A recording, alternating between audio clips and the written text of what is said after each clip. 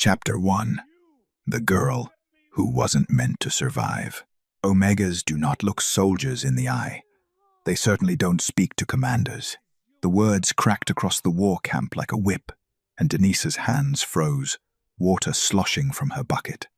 Sergeant Warwick stood 3 paces away, his scarred face twisted with contempt. Behind him, 2 soldiers snickered. "She was bringing water, Sergeant," Captain Leaf said quietly from beside a wounded man. "She was listening," Warwick snapped. "Her purpose is to be invisible, useful, silent." He turned to Denisa. "You will stay in the supply tent tonight. The commanders are meeting, and I will not have an Omega contaminating the War Council. Am I understood?" Denisa nodded, keeping her eyes down. Speaking would only make it worse. Warwick strode away with the casual arrogance of a man who'd never questioned his place in the world. She had been found during a raid 7 years ago. A half-starved Omega in village ruins the Northern Pack had liberated from Iron Reach. No family, no pack markings, no wolf that answered when she called. The soldiers had debated leaving her. Captain Leif brought her back anyway. Omegas were burdens during peacetime. In war, they were liabilities. But the Northern Pack had ancient laws about abandoned Omegas, and so Denisa had been allowed to live barely. She carried water. She stitched wounds. She buried the dead. She scrubbed blood from armor, mended tents, prepared rations for soldiers who never learned her name. She occupied a space so small that most warriors didn't register her presence. She was furniture. Less than furniture, actually, because furniture served a purpose people noticed. Before we continue, please hit the subscribe and like button, and tell me which city you're tuning in from. I love to know where this story found you. Now let's dive in. Tonight mattered not for her, but for the world that had forgotten she existed. The Northern Pack and Iron Reach Coalition were meeting under truce at dawn. 5 years of war had bled both sides dry, and the commanders would decide whether to negotiate or annihilate. For 3 weeks, Denisa had worked until her hands cracked. She'd scrubbed the treaty tent until it gleamed. She'd prepared provisions to feed both armies. She'd done it all in silence, because silence was survival. She'd learned to measure her worth not by what she received, but by what she could endure. "Thank you," Captain Leaf said softly as she set the water bucket beside him. His eyes were kind, though tired gray as winter skies and twice as heavy. He was the only one who ever acknowledged her. Denisa nodded and turned to leave. "Denisa," he called after her, and she paused, half expecting another command. "Stay away from the eastern perimeter tonight. Iron Reach scouts have been reported near the granary. It's not safe." She nodded again, but 6 hours later, when the granary erupted into flames and children's screams split the night, Denisa didn't stay in the supply tent. She ran toward the fire. Because sometimes survival wasn't about being invisible. Sometimes it was about being the only one willing to see. Chapter 2. Taken by the enemy. The granary was already half consumed when Denisa reached it, flames clawing at the night sky like desperate hands. Heat slammed into her face, stealing her breath. But the screaming gods, the screaming drove her forward. "Help! Someone help us!" Children, trapped inside. Denisa didn't think. She tore a strip from her already ragged sleeve, pressed it over her nose and mouth, and plunged through the shattered doorway into hell itself. Smoke choked the air. Wooden beams groaned overhead, ready to collapse. Through the haze, she saw them 3 children huddled in the corner, their faces streaked with soot and terror. The oldest couldn't have been more than 10. "Come on," Denisa coughed, reaching for them. "We have to move." The youngest girl was frozen with fear. Denisa grabbed her, hoisted her onto her hip, and shoved the other 2 toward the door. "Run, now!" They stumbled out, just as a beam crashed down behind them, sending sparks erupting like angry stars. Denisa set the girl down, gasping, her lungs burning. The children scattered toward the camp, toward safety, and for one brief moment, Denisa let herself breathe. Then she heard the horses. They came from the tree line, 6 riders in the black and iron armor of Iron Reach, their wolves' eyes gleaming red in the firelight. Raiders, the ones who'd set the blaze. Denisa ran. She made it 12 steps before rough hands seized her from behind, yanking her off her feet. She hit the ground hard, dirt filling her mouth as a boot pressed between her shoulder blades. "What do we have here?" A voice drawled above her. "A little Northern Omega playing hero?" They hauled her up by her hair. Denisa bit back the cry of pain, refusing to give them the satisfaction. The leader, a massive alpha with a scar bisecting his face, circled her like a predator. She doesn't look like much. Scrawny thing.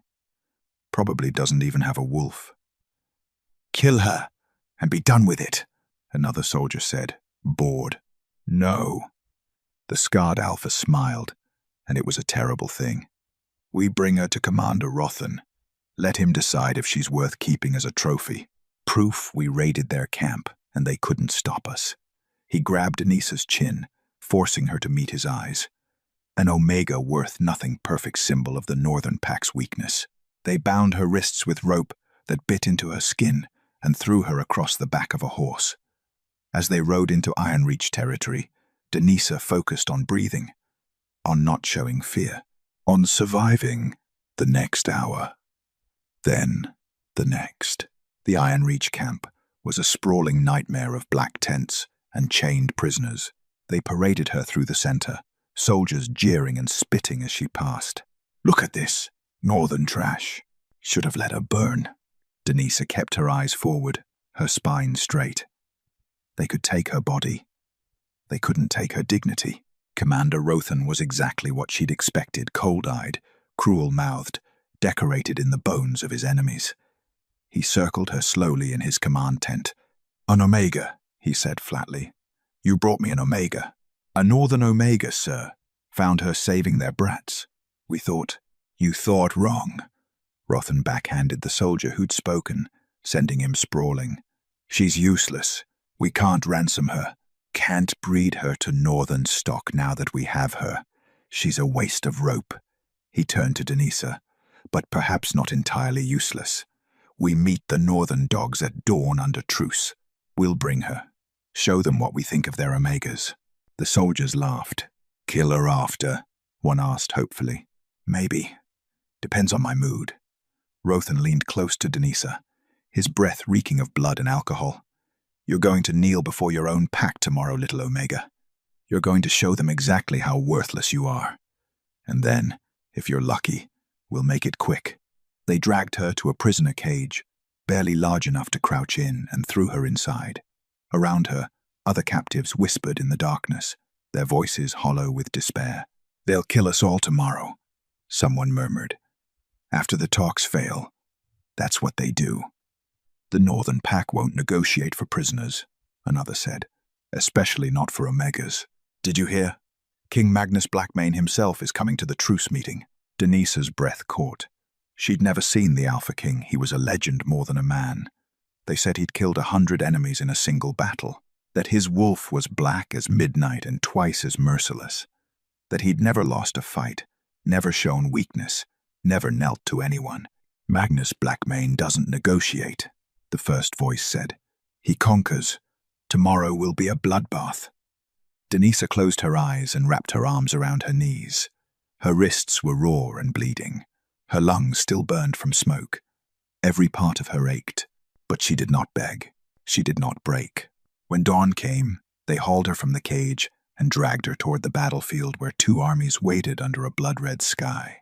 Chapter 3. The Alpha King Who Never Hesitated. Magnus Blackmane had stood on 100 battlefields, and they all smelled the same blood, steel, and fear. This one was no different. The morning sun bled across the horizon as two armies faced each other across a stretch of scorched earth that had once been farmland. Northern Pack banners snapped in the wind on one side, Iron Reach's iron standards on the other. Between them, a no-man's land of trampled grass and old bones. 5 years of war, and Magnus was tired of it. Not tired enough to surrender, never that, but tired enough to consider what his generals called weakness negotiation. "This is a mistake, my king," General Rurik growled at his right side, hand resting on his sword hilt. "Iron Reach doesn't negotiate. They conquer or they die. We should have brought more men. Ended this today." Magnus didn't respond. Rurik had been saying the same thing for 5 years. More violence, more blood, more war. It was all the man knew. The stars were wrong this morning, Elder Isara murmured from his left, her ancient eyes scanning the sky. 3 crows circled the camp at dawn. The wind blows from the north when it should blow east. She pulled her furs tighter. Something shifts today, my king. Something old. Elder superstition, Rurik muttered. Ancient wisdom, Isara corrected sharply. Which you would do well to remember before. Enough. Magnus's voice cut through their bickering like a blade. They're moving. Across the field, the Iron Reach forces stirred. Commander Rothan emerged from their ranks, flanked by his lieutenants. And behind them, prisoners. Magnus's jaw tightened. So this was their play. Parade the captured, show northern weakness, use suffering as leverage. Animals, Rurik spat. They'll kill them anyway. Probably, Iron Reach had never returned prisoners alive. The captives stumbled forward, 6 of them, bound and bloodied. Workers, not soldiers. Farmers, camp followers. Exactly the kind of people Iron Reach liked to butcher to make a point. Magnus forced himself to look at each face, to give them that much dignity. An old man, 2 young warriors, a woman with a healer's hands, another. His heart stopped. The world tilted.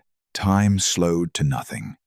Sound fading to a distant roar as Magnus's entire focus narrowed to a single point. A single person. The girl at the end of the line. She was small, barefoot, her clothes torn and ash-stained. Her dark hair hung in tangled waves, around a face smudged with dirt and defiance. Wrists bound so tight, the rope had drawn blood. She looked half-starved, half-dead, and yet she stood straighter than some of his own soldiers. She lifted her chin. Their eyes met. The impact was physical, a punch straight through his chest, driving the air from his lungs. His wolf surged forward with a violence that made Magnus stagger, claws pushing against his skin, desperate to emerge, to run, to... What? He didn't understand. His heart hammered against his ribs like it was trying to escape. Heat flooded through him, followed by ice, then heat again. Every instinct he'd honed over decades of war screamed at him to move, to act, to claim. Claim what? She was nothing. No one. A captured Omega he'd never seen before. So why did his wolf recognize her? My king? Rurik's voice seemed to come from very far away. Are you? Who is she? Magnus's voice came out rougher than intended, almost a growl. Isara inhaled sharply beside him. When Magnus glanced at her, the old woman's face had gone pale as death. Isara? I don't know, she whispered, but her hands were trembling. But the stars, Magnus, the alignment. Who is she? No one answered, because no one knew. Across the field, Rothan shoved the girl forward, making her stumble. She caught herself without falling, without crying out, and that small act of resilience sent another shock through Magnus's chest. His wolf was going mad now, snarling and pacing inside his mind, demanding he cross the field, scatter Iron Reach like leaves, take what was his. The word crashed through him with absolute certainty. No, that was impossible. He'd never seen her before. Didn't know her name, her pack, her... My king, what are your orders? Rurik asked, confused by his silence. Magnus didn't answer. He couldn't. Because the girl, this nameless, broken, impossibly defiant girl, was looking directly at him across 100 yards of battlefield, and every carefully constructed wall Magnus had built around his heart was crumbling. He'd killed men for less than a glance. He'd conquered territories without hesitation. He'd never, in 34 years of life, felt afraid of anything. Until now. Until her. My king. Magnus stepped forward. Rurik grabbed his arm. What are you doing? Let go. The command came out as pure alpha dominance, and Rurik's hand fell away instantly. Magnus. Wait. Isara started, but he was already moving, walking across the no-man's land between armies, his generals shouting behind him, the northern pack soldiers murmuring in confusion. He didn't know why. He didn't understand what was happening. He only knew that if he didn't reach her, If he let Ironreach keep her one moment longer, something essential would break inside him, something he hadn't known existed until he'd met her eyes. Chapter 4. The Kneeling That Broke the War. The battlefield held its breath. Magnus Blackmane walked alone across the scorched earth between two armies, each step deliberate, measured, inevitable. Behind him, the northern pack stood frozen in confusion. Ahead, Ironreach soldiers shifted nervously, hands moving toward weapons. Denisa watched him come. This legend made flesh, the Alpha King who'd never lost, never yielded, never shown mercy. He was massive, broad-shouldered, his dark hair streaked with silver at the temples. Scars marked his face and arms, each one a story of survival. His eyes were winter grey and fixed entirely on her. She should have been terrified. Instead, something deep in her chest pulled taut, like a string being tuned to perfect pitch. "He's going to kill her himself," someone whispered in the Ironreach ranks. "Make an example." Commander Rothan smiled. "Let him. Saves us the trouble." Magnus stopped 3 paces away. Up close, he was even more imposing. Raw power barely contained, violence coiled and waiting. Denisa had seen warriors before, had stitched their wounds and buried their dead. But Magnus Blackmane wasn't just a warrior. He was war itself. "My king," Rothan called across the field, voice dripping with mockery. "Have you come to claim your Omega? I'm afraid she's a bit damaged. Not worth much." Magnus's sword left its sheath in a blur of steel. Denisa's heart slammed against her ribs. This was it. The execution Captain Leaf had warned would come eventually. She'd always known her life would end violently. She'd just hoped it would matter, that someone would remember she'd tried. She lifted her chin, met Magnus's eyes, and refused to look away. If she died, she'd die looking her killer in the face. But Magnus didn't raise the blade. He dropped it. The sword hit the ground with a ringing clang that echoed across the silent battlefield. Confusion rippled through both armies. Weapons half-drawn, soldiers frozen mid-breath, waiting for Magnus Knelt. Not a crouch, not a tactical position. A full kneel, one knee pressed into the blood-soaked earth, head bowed, fist pressed over his heart. Before Denisa, before an Omega, before nothing and no one. The silence that followed wasn't just quiet, it was absence. The complete cessation of sound, of breath, of reality itself. Even the wind died. "No," Rothan breathed. "No, that's bloodbound." Elder Isara's voice carried across the field, sharp with shock and something that might have been awe. "Impossible. The last bloodbound line died out a century ago." But Denisa barely heard her, because something was waking inside her chest. Something vast and ancient and powerful, unfurling like wings she'd never known she possessed. Her blood sang. Her skin burned cold and hot at once. The rope around her wrists suddenly felt like paper. The ground beneath her feet felt alive, and the air itself seemed to recognize her. "Werewolf."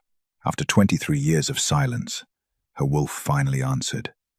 And it was nothing like she'd imagined. Magnus lifted his head, and his eyes had changed, still grey, but glowing now, lit from within. When he spoke, his voice resonated with something older than crowns, deeper than pack law. "By the covenant of old blood," he said, each word deliberate and binding. "By the moon's first law and the oath unbroken, I recognize you." His fist pressed harder against his chest. "Bloodbound of the sovereign line, balance to power, mercy to wrath." The words crashed over Denisa like a wave, and she understood none of them, only that they were true. True in a way that bypassed thought and struck straight at her soul. Her knees buckled. She would have fallen, but Magnus moved faster than should have been possible, catching her before she hit the ground. His hands were steady, warm, impossibly gentle for a man who'd killed hundreds. "I've got you," he murmured, so quietly only she could hear. "You're safe now." Denisa's vision blurred. The power roaring through her veins was too much, too vast, like trying to contain an ocean in a cup. She was drowning in it, burning with it, becoming what? "This is madness." General Rurik's voice shattered the moment, sharp with fury and fear. He strode forward, hand on his sword hilt. "My king, what are you doing? She's an Omega, a prisoner, a nobody." Magnus turned his head, and the look he gave his general could have frozen fire. "She is bloodbound," he said flatly. "Which makes her?" "Nothing," Rurik snarled. "Ancient superstition doesn't change pack law. You cannot kneel to an Omega, cannot claim her as—" His hand closed around his sword grip. "I won't allow it. I won't let you destroy everything we've built for some girl you don't even know." Around them, Northern Pack soldiers murmured uneasily. Some looked at Magnus with confusion, others with something dangerously close to betrayal. Across the field, Iron Reach forces began to move, sensing opportunity in the Northern Pack's division, and Denisa, still cradled in Magnus's arms, power burning through her veins like wildfire, felt the earth beneath them pulse once, twice. Then the ground cracked open with light. Chapter 5. The wolf that answered at last. "Stand down, Rurik." Magnus's voice was steel wrapped in ice. "No." The general's sword cleared its sheath with a hiss. "I have served you for 15 years, my king. Bled for you, killed for you, and I will not watch you throw away our pack's future for some prophecy that died with our grandfathers. This isn't a request." "Then it's treason." Rurik lunged. The blade caught Magnus across the forearm as he twisted to shield Denisa. Blood welled, bright red against his skin, and spattered onto the cracked earth between them. The ground trembled. "Rurik, stop!" Elder Isara's voice cracked with alarm. "You don't understand what you're—" But the general was beyond reason, beyond hearing, driven by fear disguised as loyalty. He raised his sword again. He never got the chance to swing. The earth beneath them pulsed once, twice then erupted with light so brilliant it turned dawn into midday. A shockwave of pure power exploded outward from where Magnus's blood had fallen, throwing warriors off their feet, sending horses screaming. Denisa gasped as agony tore through her white-hot and absolute, like every bone in her body was breaking and reforming at once. The thing inside her that had been stirring, waking, now roared to life with a fury that shattered what remained of her fragile human shell. Werewolf, not weak, not silent, not small, ancien. The transformation happened without her consent, without her control. Power flooded through her veins like molten silver, rewriting everything she thought she knew about herself. Her vision sharpened until she could see individual leaves on trees 100 yards away. Her hearing exploded heartbeats, whispered prayers, the scrape of steel on leather, and beneath it all, a presence so vast it made her want to weep. "You are sovereign," the wolf's voice rumbled through her mind, deep as mountains, old as moonlight. "You are balance, and they will kneel." "No," Denisa choked out. "I'm nobody. You are mine." The wolf's power detonated outward. Every warrior on the battlefield, Northern Pack and Iron Reach alike, felt it slam into them like a physical blow. Not dominance, but something deeper, older, the kind of presence that didn't demand submission through fear, but commanded respect through sheer undeniable truth. Alpha wolves whimpered. Beta soldiers dropped to their knees. Even the war horses bowed their heads. On both sides of the conflict, hundreds of warriors felt their wolves respond to something they'd never encountered before. A sovereign, the mythical balance to an alpha's power. Not meant to rule, but to temper. Not meant to conquer, but to protect. Denisa collapsed. Magnus caught her before she hit the ground, cradling her against his chest as tremors racked her body. "I've got you," he murmured, ignoring the chaos erupting around them. "Stay with me." "What's happening?" She gasped. "You're awakening," Elder Isara said, appearing at Magnus's side, her weathered face alight with something between terror and reverence. "After centuries of silence, a sovereign wolf returns." "Impossible," someone breathed. "Impossible," Isara agreed, "and yet here she stands." She turned to address the stunned warriors. "In the first age, Before packs divided into territories, before alphas claimed dominion through strength alone, there was balance. For every alpha born to lead through power, the moon provided a sovereign born to lead through mercy, protection, justice. Her voice grew stronger. Alphas could command armies. Sovereigns could command alphas. "That's a children's story," Rurik said, but his sword hand trembled. "Is it?" Ysara pointed to where Denisa lay shaking in Magnus's arms, power still radiating from her invisible waves. "Look at her, and tell me what you see, General. A weak Omega, or something that terrifies you because you know she could break you with a word." Rurik said nothing. Magnus stood, lifting Denisa with him, and turned to face both armies. His voice carried across the battlefield with absolute authority. "This war ends today," he declared. "Not because we're weak, not because we surrender, but because the moon herself has sent us a sign."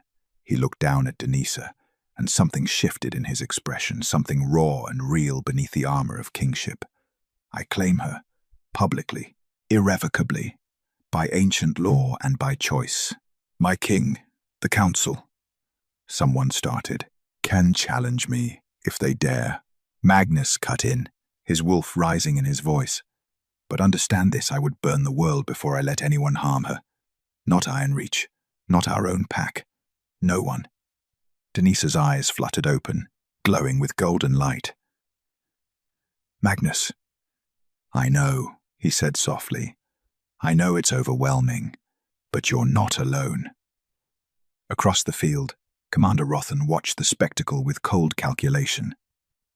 Then he smiled, a predator scenting wounded prey. "They're divided," he said to his lieutenants. "Their general questions their king. Their soldiers are confused. And that girl, whatever she is vulnerable." He raised his hand. "Attack. Kill the Omega first. Without her, they'll fall apart. But the truce. There is no truce." Rothan's hand fell. "Only opportunity. Attack!" Ironreach soldiers surged forward with a roar, and the war, which had paused for one impossible moment, exploded back to life. Chapter 6. Fire, Steel, and Choice. The world became blood and chaos in seconds. Ironreach soldiers crashed into the Northern Pack's front lines like a black tide, swords clashing, wolves howling. The carefully maintained truce shattered by Rothan's ambition. Warriors who'd stood under peace banners moments ago now tore at each other's throats. Magnus set Denisa down behind him and drew the sword he'd dropped. "Stay behind me," he commanded, his voice cutting through the din. "My king, Elder Ysara, started." "Protect her," Magnus roared, then launched himself into the fray. He fought like a storm given flesh, every movement precise, devastating, born from decades of war. His blade found throats, hearts, the gaps in armor that meant the difference between life and death. 3 Ironreach soldiers fell before him in as many heartbeats, but they kept coming, and they weren't targeting him. "The Omega," Rothan's voice carried above the battle. "Kill the Omega, and their king falls." A wolf, massive, scarred, rabid with bloodlust, broke through the Northern Pack's defense, charging straight for where Denisa knelt, still trembling from her awakening. Elder Ysara threw herself in its path, but she was ancient, fragile. Magnus appeared between them like vengeance incarnate. His fist caught the wolf mid-leap, slamming it into the ground so hard the earth cracked. Before it could rise, Magnus's blade found its heart. "Fall back to me," he shouted to his warriors. Defensive formation around. An arrow hissed past his ear, then another, then 6 more, all aimed at the girl behind him. Magnus moved, his body becoming a shield, feeling impacts against his armor, his shoulder, his side.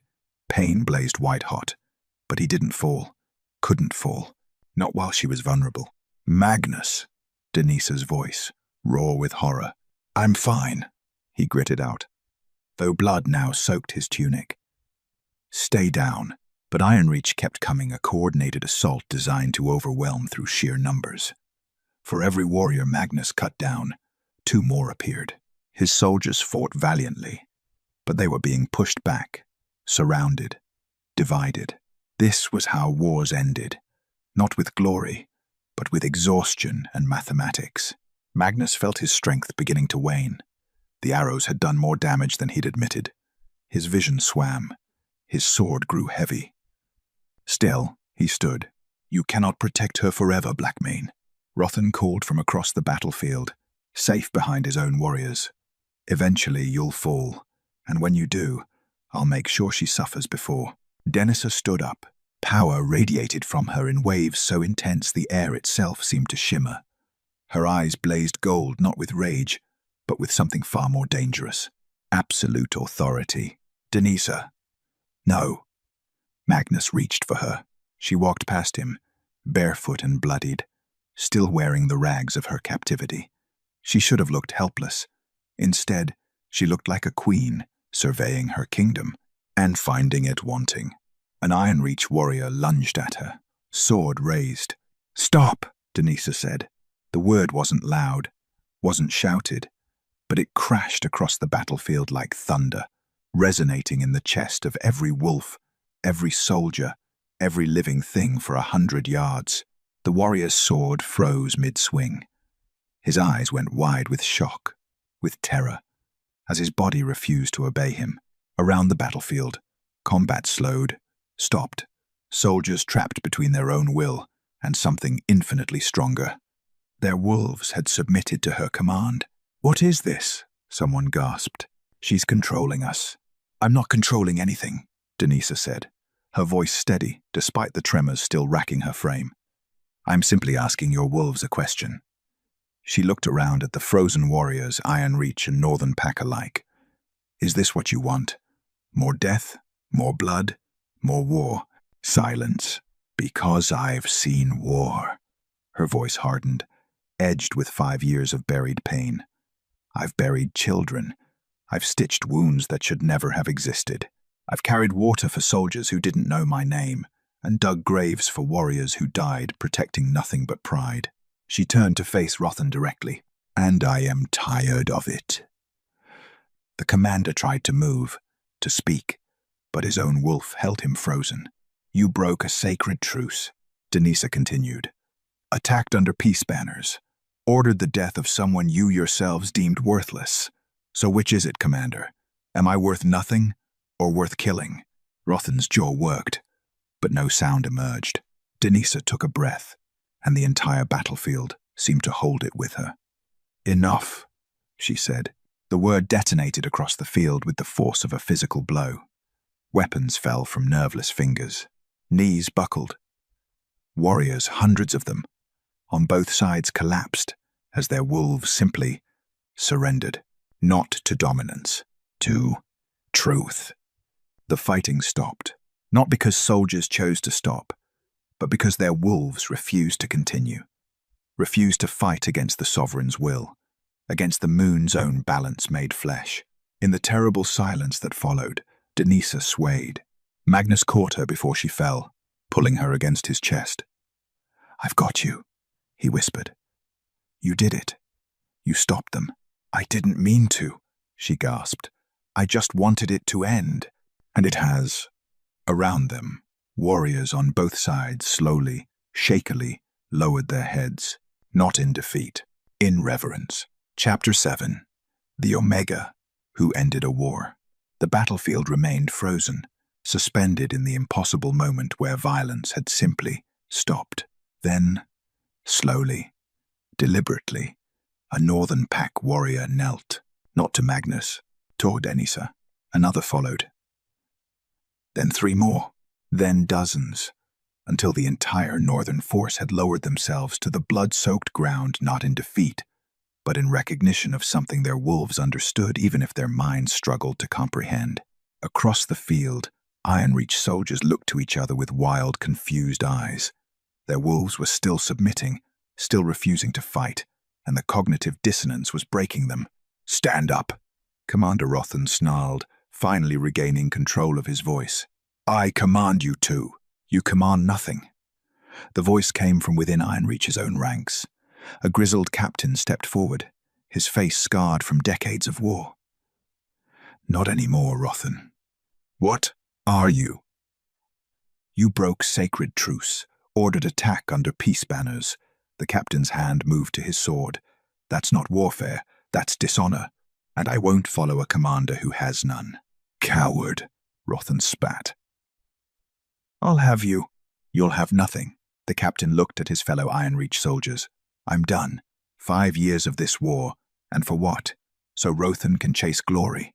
So we can die on foreign soil for a cause even our own wolves won't support. He turned to face Denisa, still cradled in Magnus's arms. I kneel to the sovereign, and I will fight no more. He dropped to one knee. One by one, Ironreach soldiers followed, some reluctantly, others with visible relief. Within minutes, Rothan stood alone, his army kneeling to the very Omega he'd called worthless. Traitors, he screamed. All of you. I'll see you hanged. No, Magnus said, his voice carrying absolute finality. You won't. He gently set Denisa on her feet, steadying her when she swayed, then strode toward Rothan with predatory purpose. The commander reached for his sword, but Magnus was faster disarming him with a brutal efficiency that spoke of decades of combat mastery.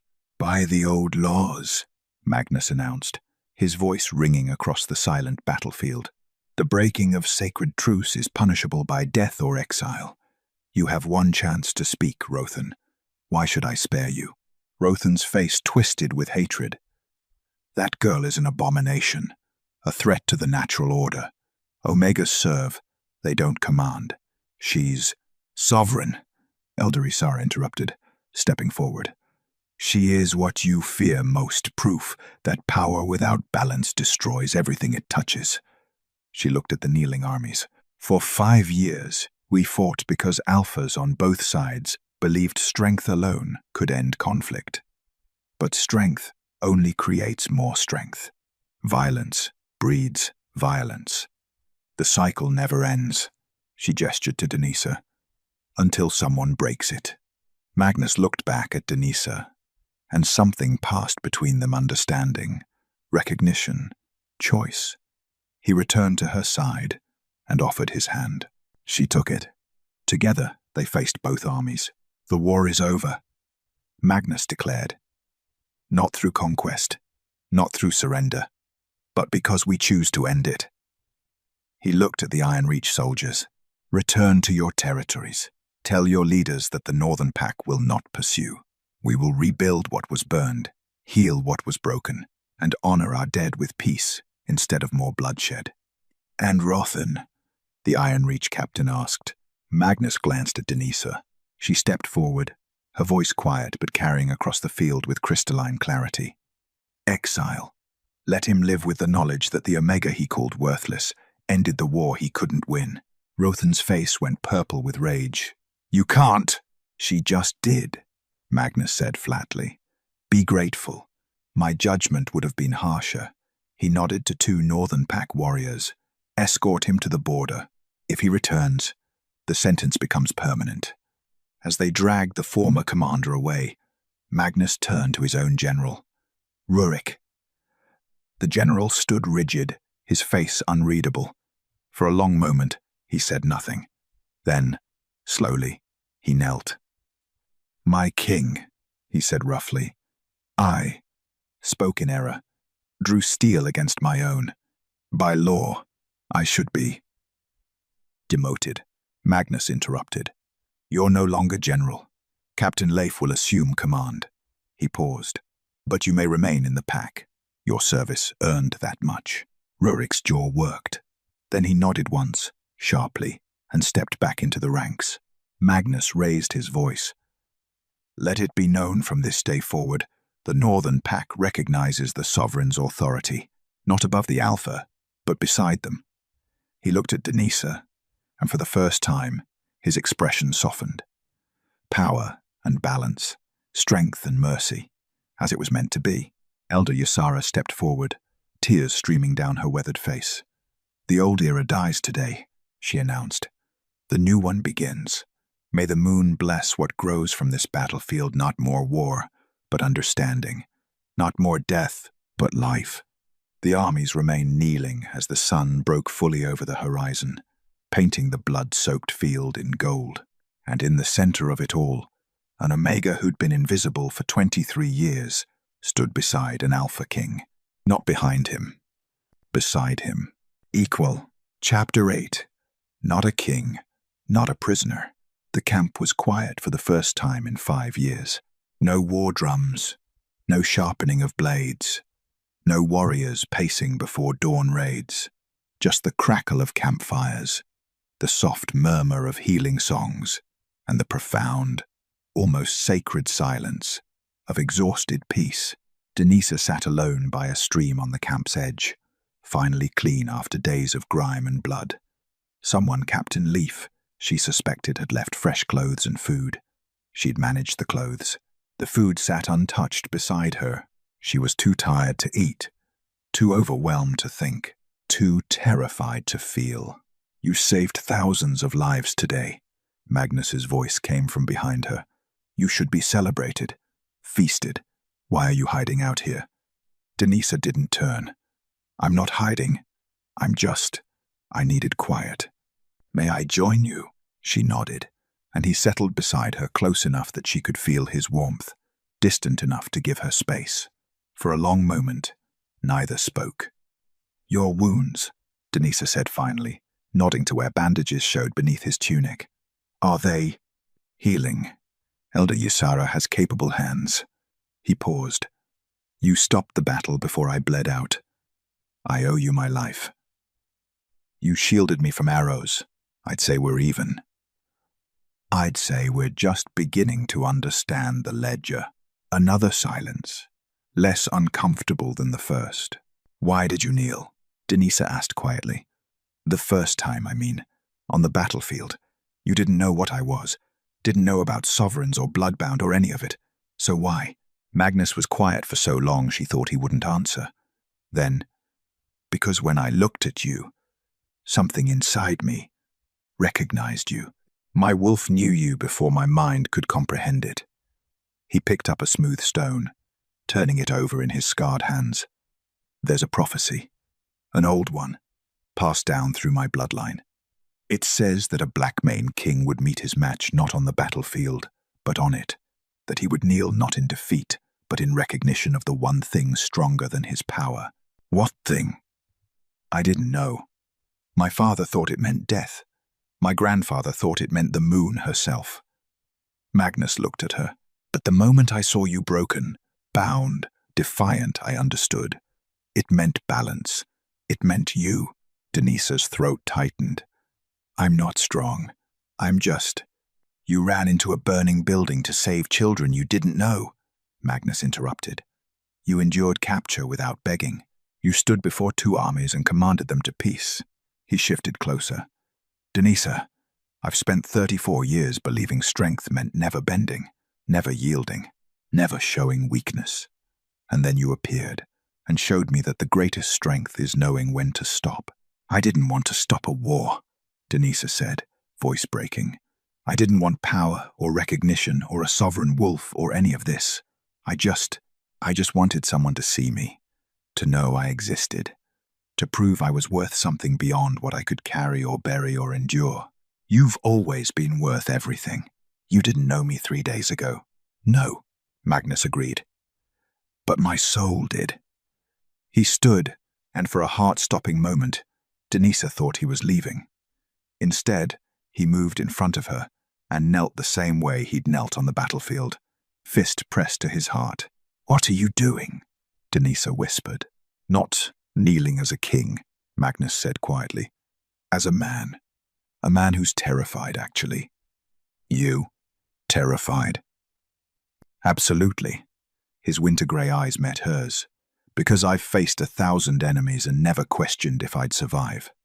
But when I look at you, I question everything.